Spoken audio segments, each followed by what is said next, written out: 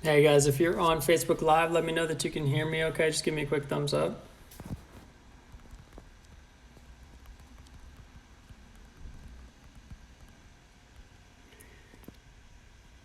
All right.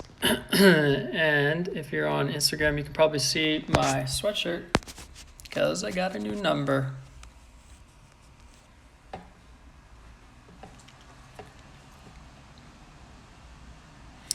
Let me make sure you can hear me on Facebook Live. Go ahead and just give me a quick thumbs up.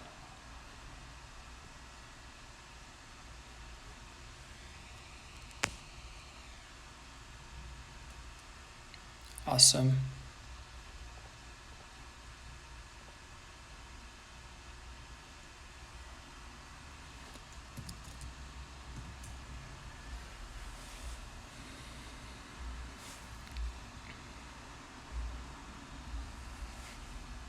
Welcome, guys.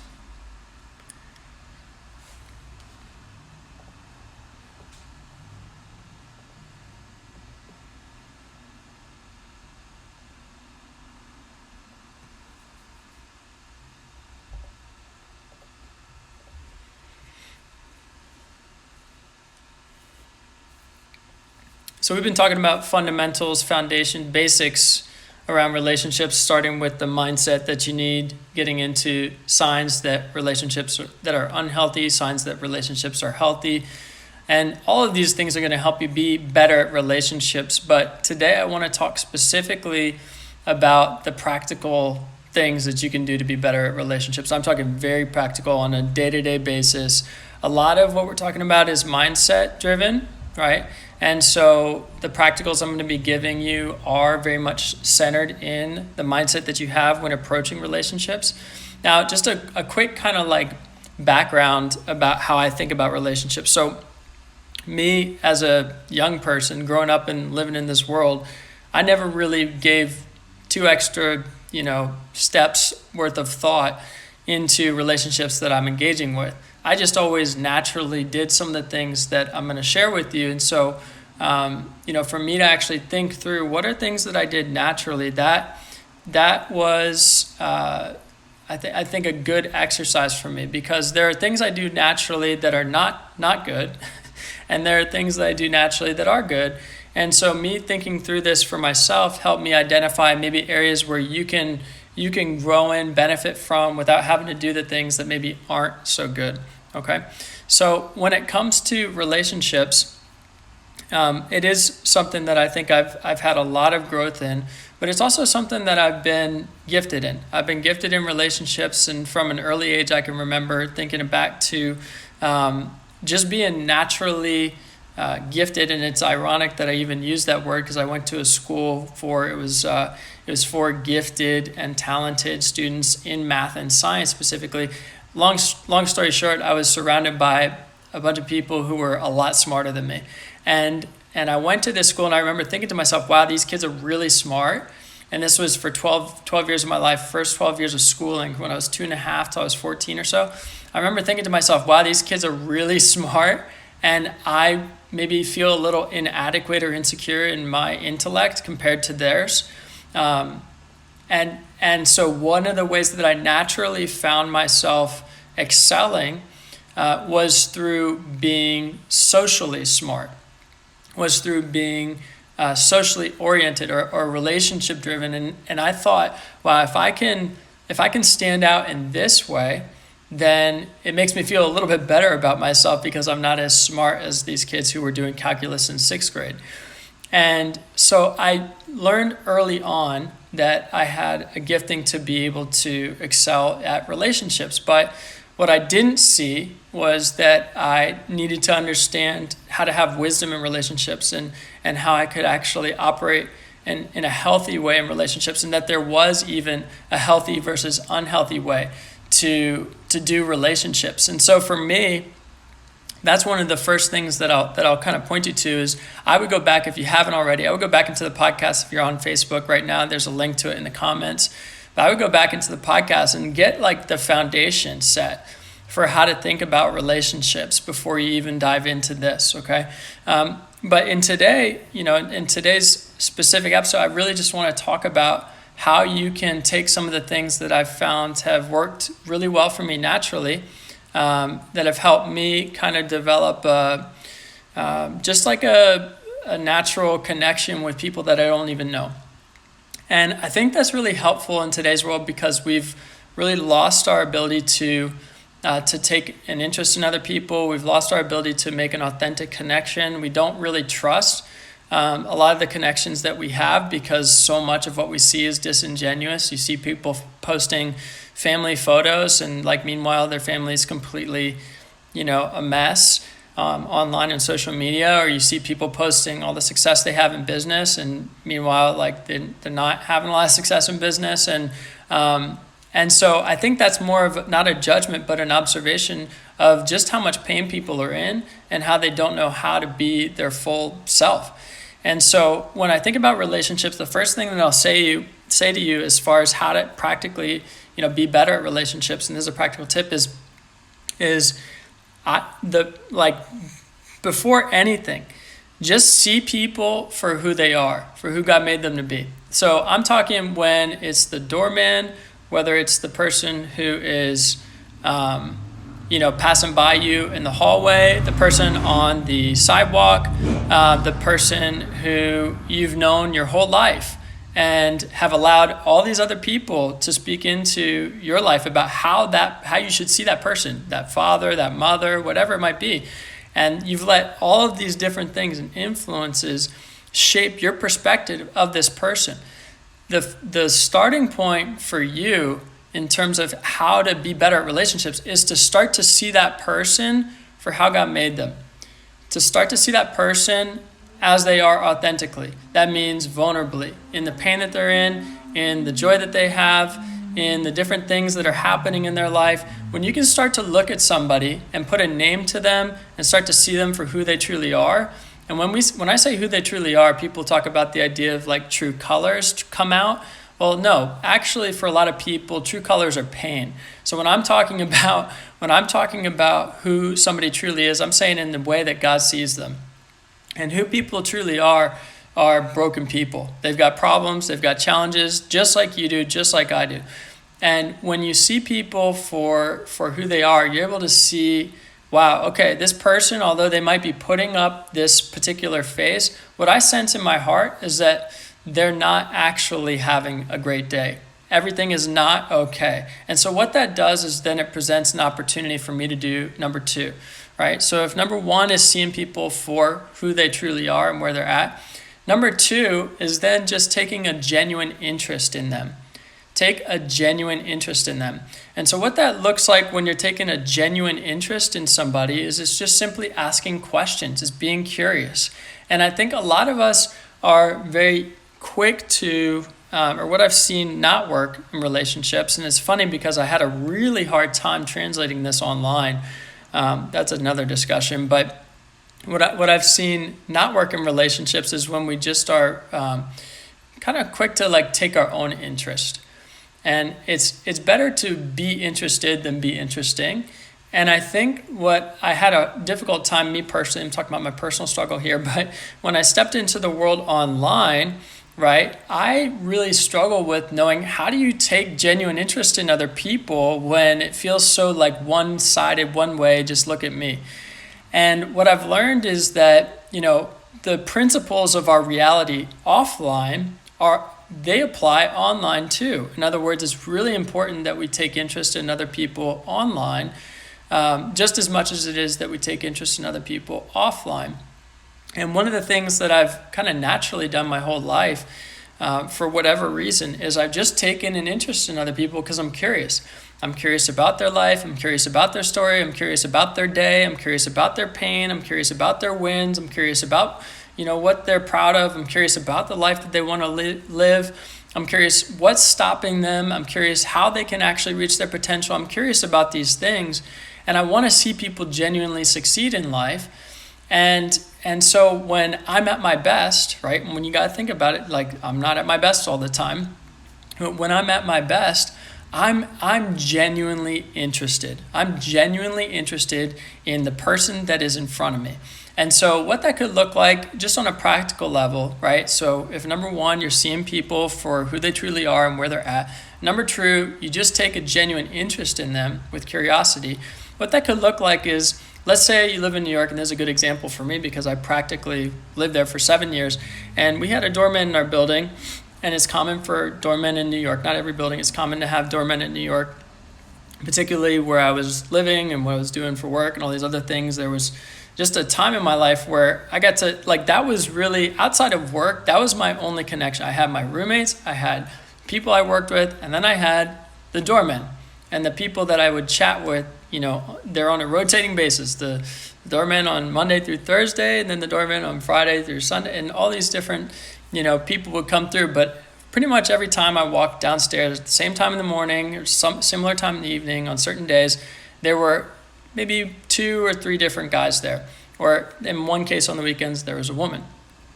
And I remember each person had such different background and such different personalities. And I use this example because I think it's just a good reflection of kind of how we interact with the world.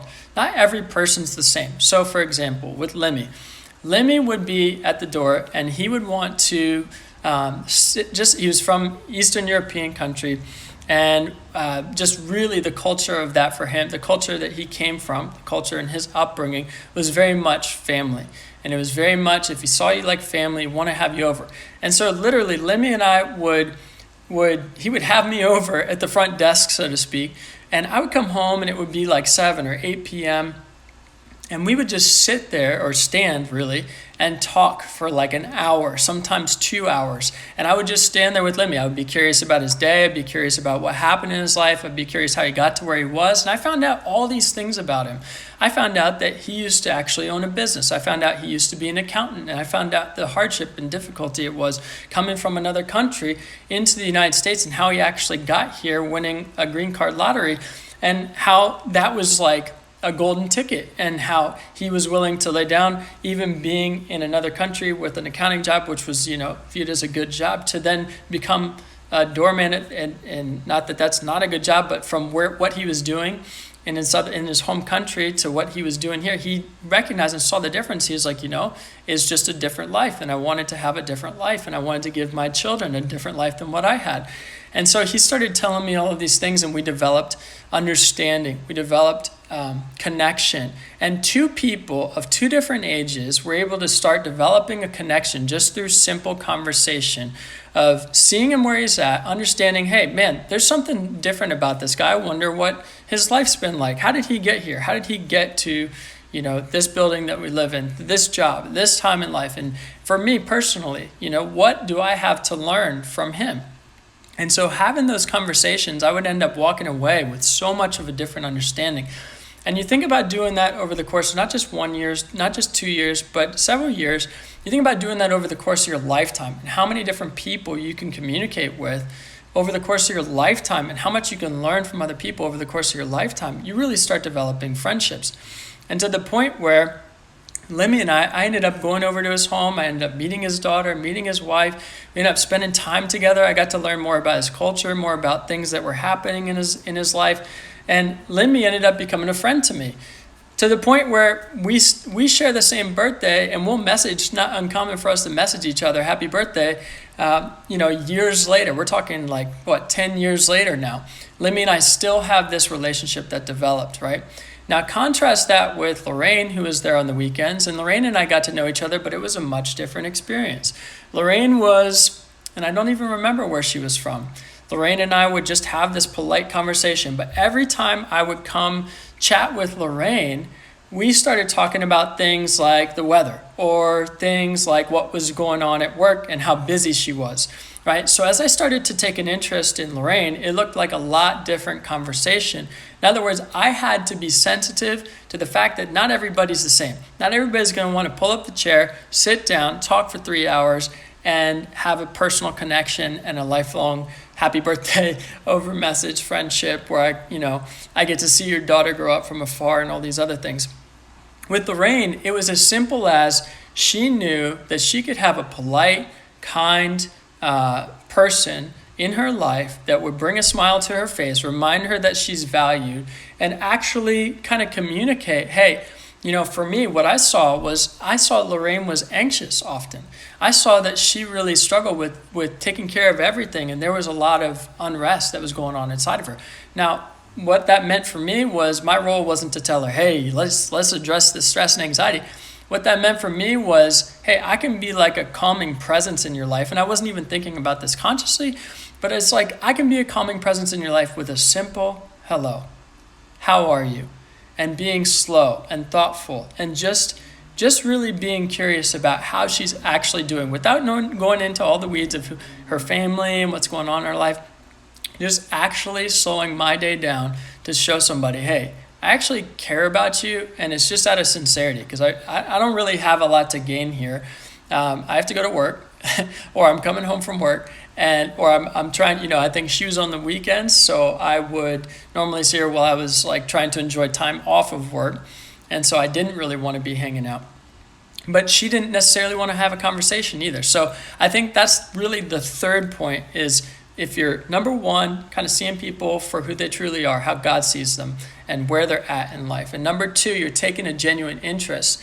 And number three, what you're really doing, what you need to do then is kind of understand how you can really best engage with them. And that's going to be different from person to person.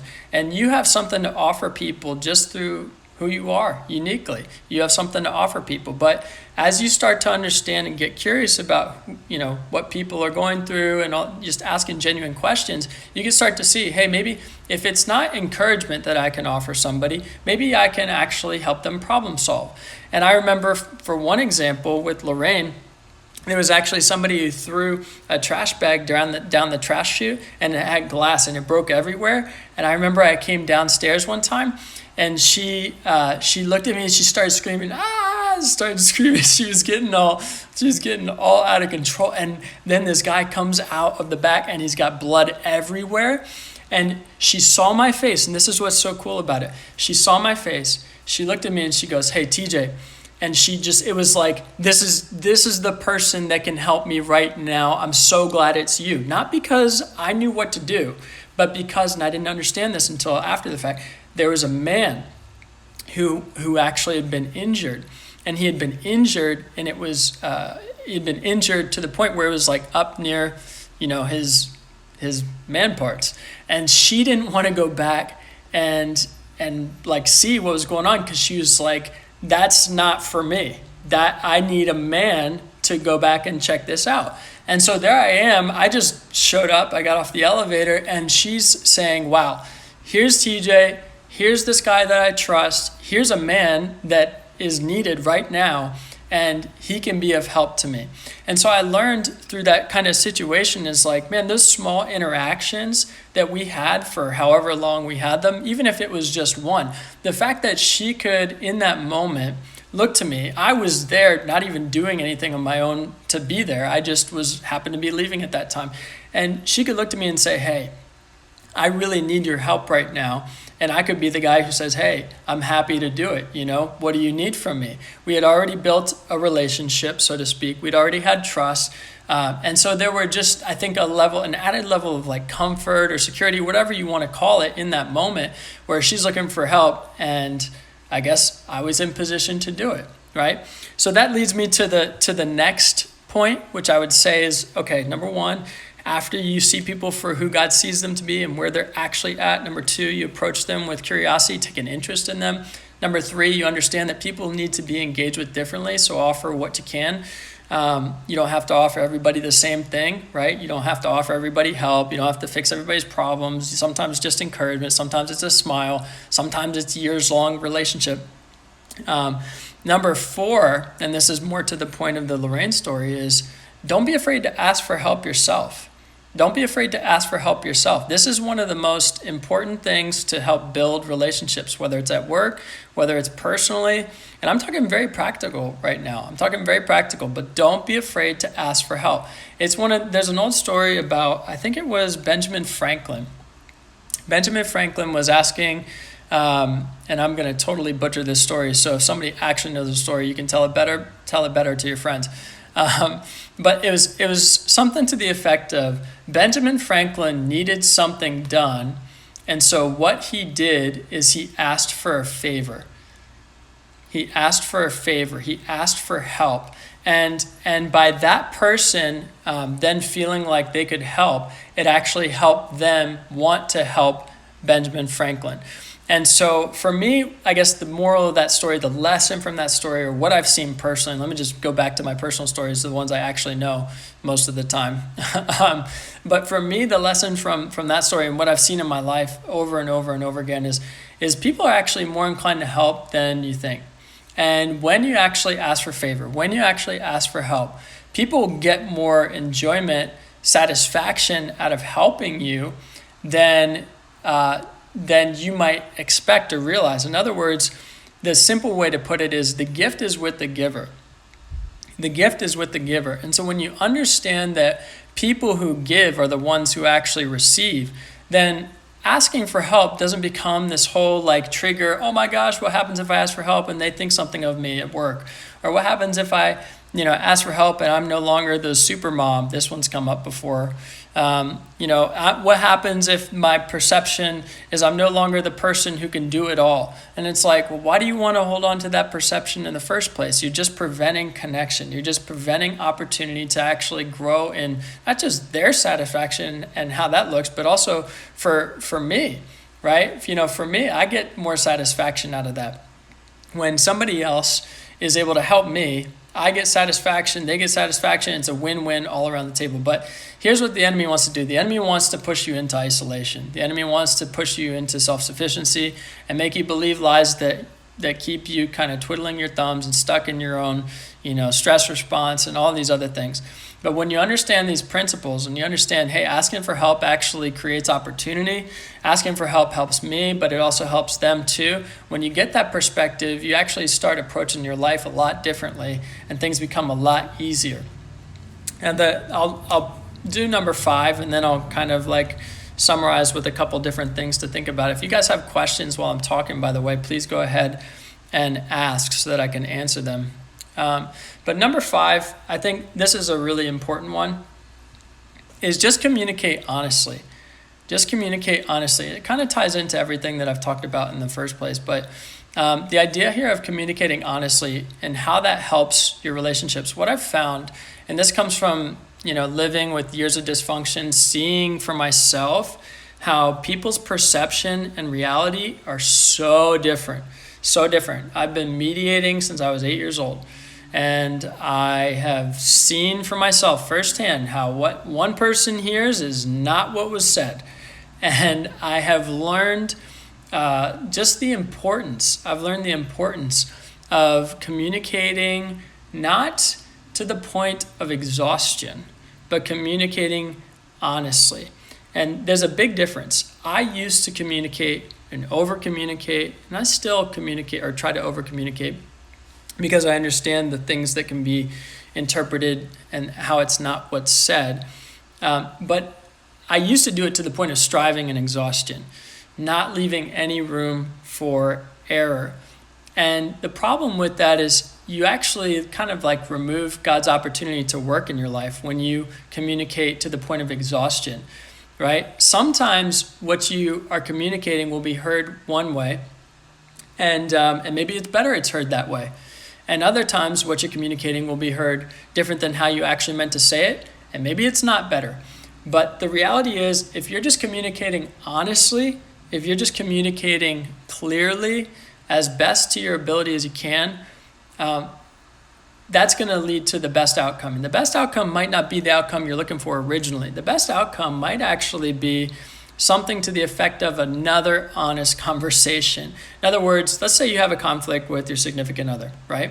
Let's say you have a conflict, and let's say you bring up hey, when you say this one thing, it really makes me feel this way. When you don't acknowledge me when I walk in the door, I don't really feel respected. Okay, so if I'm communicating that honestly, and they hear me, and what they hear is, let's say, oh, well, you just think that I work too much because when you come home, I don't acknowledge you, so it's all about work, and then it's all about, and let's just say that that's how they hear it, which is not what you said. That's okay, because if you both are open to moving forward, communicating honestly, if you both are seeing people for how God sees them, where they're at in their reality, if you're taking an interest in that person, seeking curiosity, right? If you understand that you need to engage with people differently, depending on, I don't know, what time of day it is, what context they're coming from, the type of personality, etc., right?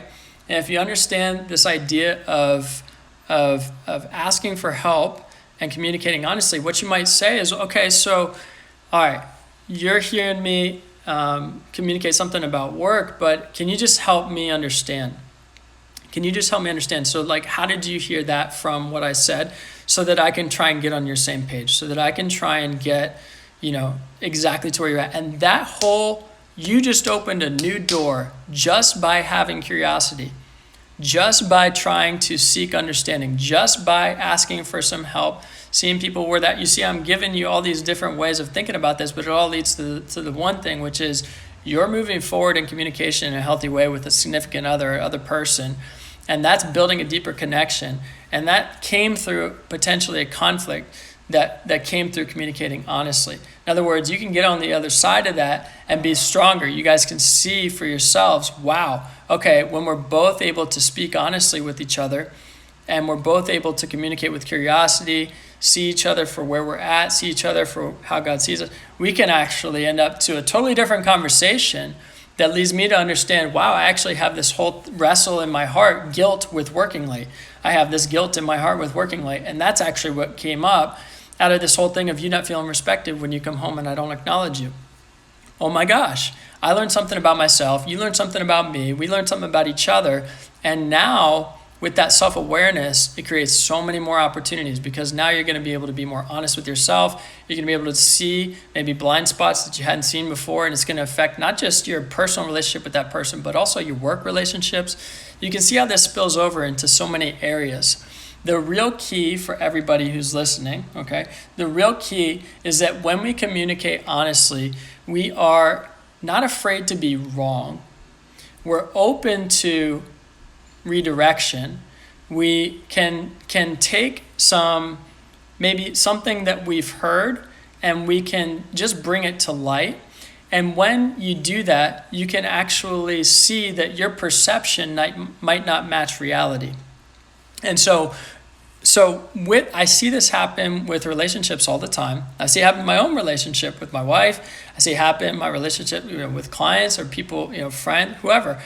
That something I say, something they say, it doesn't get communicated, right? It doesn't get communicated exactly how it's meant to get communicated. That's a guarantee. You need to know that's a guarantee. By the way, that's how the enemy works. So when you know how the enemy works, that's how you win the war. Great. What war? The communication war. Or if you're following me and tracking, okay, things of the spirit, right? If you're tracking the war between spirit, right, between principalities, this is not a war between flesh. This is not a you versus me thing. This is a war between spirit and the influence that we're under, right? So if you're following what I'm saying, this will make a lot of sense to you, especially with regards to how you can communicate in a healthy way that's going to produce fruit, produce things that produce self-control, patience, kindness, love, gentleness, right? You're going to produce these things in your relationships. And man, let me tell you this, like when you have those things present in your life, you have a more fulfilling life. You have a more fulfilling life. When those things are present in your relationships, you have a much more fulfilling life than had they not been present. And so I want to kind of leave you with this, and I think this will really help somebody, because as I was talking about different examples, and I know I used the example of Lemmy and Lorraine, I know I used the example of my wife and just the conflict that can come up there. I know I've even used different ways of thinking about maybe some things that you've heard before, or maybe even I brought up some things that you've heard before and you just needed to hear it again. One thing that I think, if I were to kind of give you like a final, this is a practical, and it will really set you up for success in any relationship. It is understanding that there has to be a mutual understanding of roles in your relationship. I'm going to repeat that. For you to really be set up for success, you could do all those 5 things I talked about, and that's great. You could do them, and you could probably have a lot of positive change in your relationships. But for you to really set yourself up for success, you got to have a mutual understanding of the roles that you each have. So, for example, this is going to be groundbreaking for some of you, and I've learned this the hard way. For example, if somebody sees you as a friend and you're not, let's put it this way. If somebody sees you as a best friend and you're not their best friend, that's okay. And that person who sees you as a best friend is going to be disappointed. They're going to be disappointed when their expectations aren't met. Now, who's at fault here? Well, are both people? Is one person and not the other? The key is getting clear on expectations, roles, responsibilities. Now, you don't need to do this with everybody, but it's important to get a general idea. And a really safe way to do this is to ask yourself honestly, how does this person see me in their life?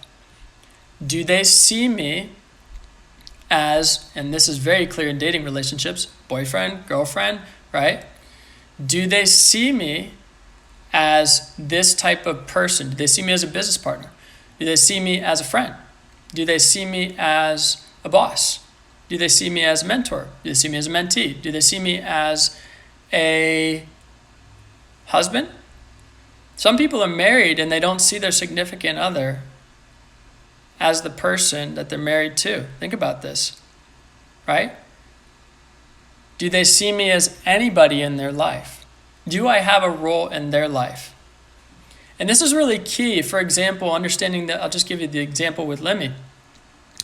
When I think back to that relationship with Lemmy and how that kind of unfolded, there were different stages to that relationship. At first it was hello, then there was the, oh, you're actually going to be here for a while, him to me, like, oh, you're not just here and you're leaving, or you actually take an interest in Carrie, you actually want to talk, whatever it might be. And then it was, oh, okay, we actually have some things in common, we actually see things maybe a little different, maybe a little the same in this way. Oh, and then it turned into real relationship. Oh, I care about your family. What's going on? Oh, I care about... And so then it turned into a little bit more like a friendship, not just I am a person that actually needs like your service, because you're hired for this. And so I'm actually paying for that. And so then, no, it turned into actually like, this is a friendship.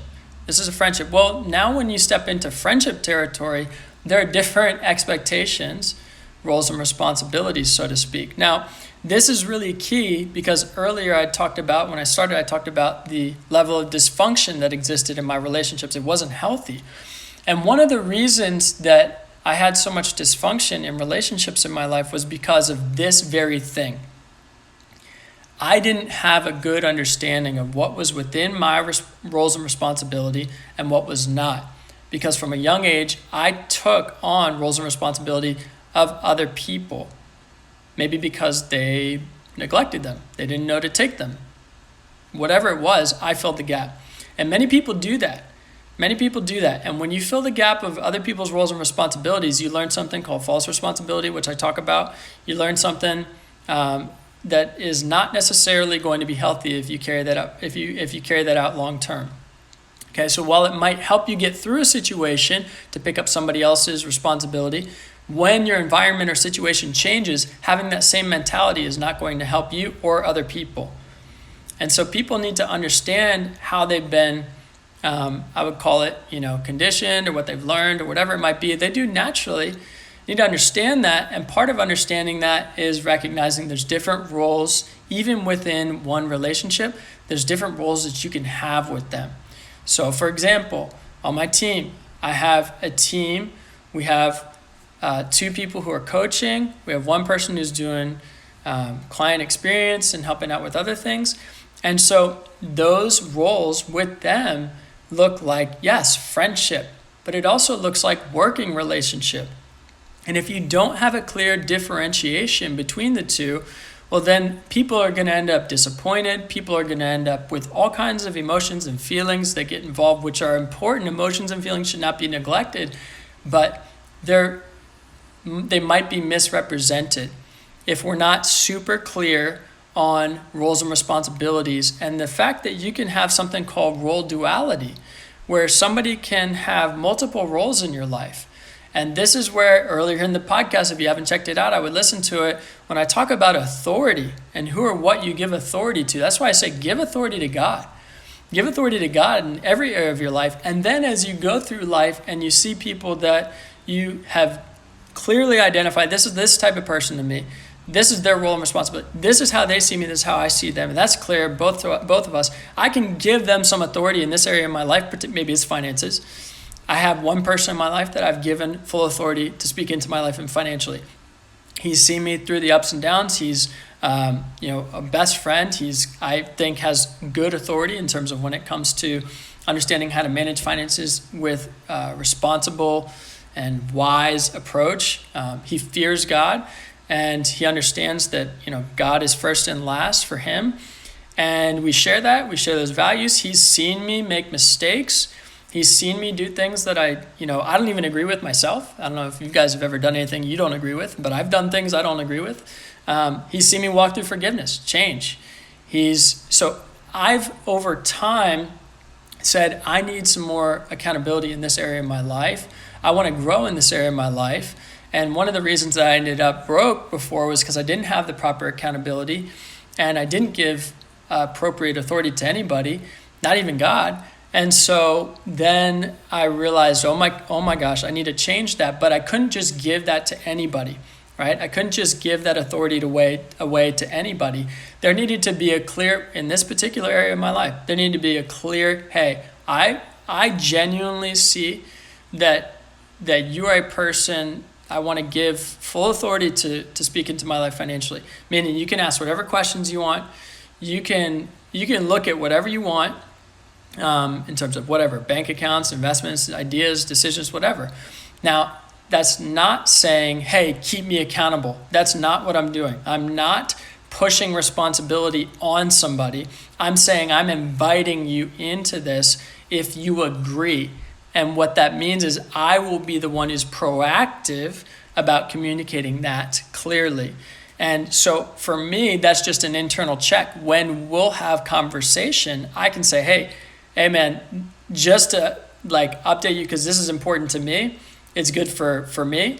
I just want to share this with you. Can I share this for a second? Oh yeah, absolutely. Because that role expectation is set very clearly. Now, I have given other people authority in my life that didn't not deserve, but maybe didn't have the same clarity around roles, responsibility, expectation, whatever it might be. And that ends up in disappointment.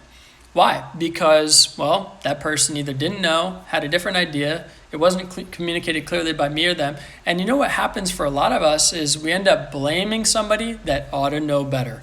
And that's honestly just an excuse. If you're blaming somebody that ought to know better, you're not taking personal responsibility for the fact that you ought to know better. And if you ought to know better, then you got to look within and say, okay, is it okay that I didn't know? Because I look back at our relationship, I see the evolution of that, I see how this happened, that happened, these other things. And you know what? How it started is not how it ended. And that's because there's a lot of things that happen in between. And that's okay. I can have grace for that. There's grace for that. Meaning there's space for that. Another word for grace is space. And God gives grace or gives us space so that we can have the opportunity to change and grow. And other people need that too. We need grace or space to grow. We need opportunity to grow. So I think everybody listening is going to have the opportunity to grow with at least one thing from what I've mentioned, right? With at least one thing from what I've mentioned.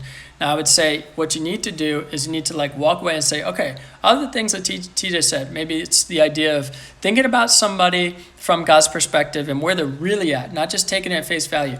Maybe taking curiosity or taking an interest in somebody and applying that daily. What does it look like for me to do that seriously?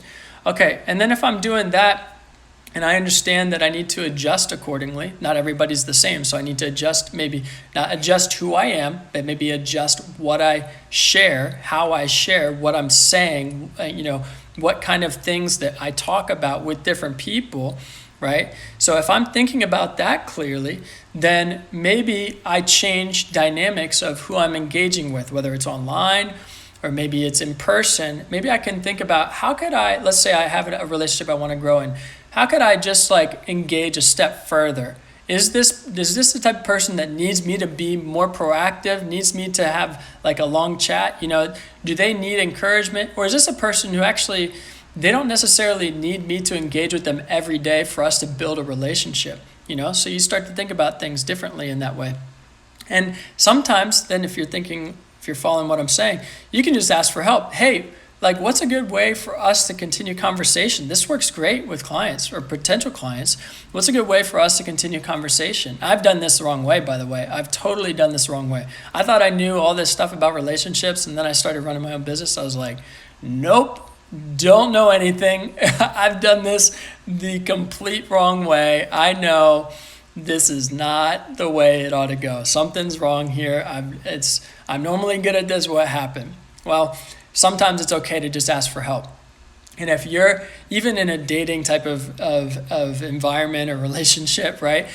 It's okay to ask for help. I actually don't know how to help you, or I don't know how to communicate with you in this way. Not about love languages, by the way. I'm not talking about that. I'm talking about using your words to ask somebody for help. Hey, tell me what you need. My wife says this to me all the time. What do you need today? That is one of the best questions you can ask somebody, period. Hey, what do you need today? You know why? Because if they can't tell you what they need, well then guess what? How are you supposed to help? Obviously, God can give you a download, yes, and I've had those.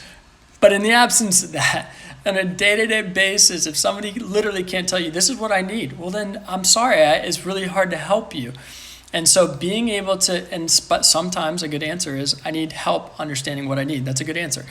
But you need to be able to be asking that question, asking for help, whether it's professionally, personally, whatever it might be. And the last part, remember, the fifth thing to apply, communicating honestly.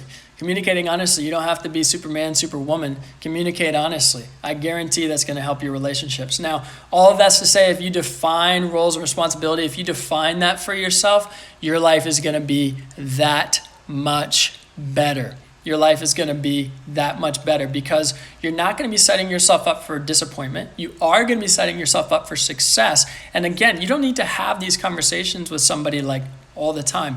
Hey, friend I just met, let's define our relationship. Nope, that's not what I'm saying. I'm saying be curious about asking, I wonder how this person sees me. And by the way, if they don't see me the same way I see them, maybe there's an opportunity to more clearly define what my personal boundaries are, because I don't place boundaries around you, I place them around myself. Maybe there's an opportunity to define that the next interaction, rather than feeling like I have to proactively do it right now.